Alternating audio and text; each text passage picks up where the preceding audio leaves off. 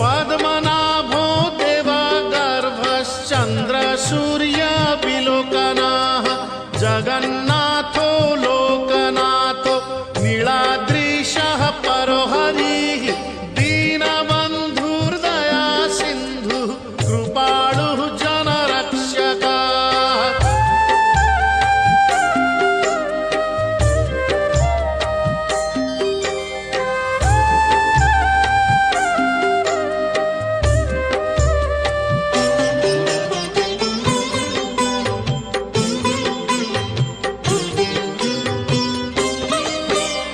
कम्बुपाणिः चक्रपाणिः पद्मनाभो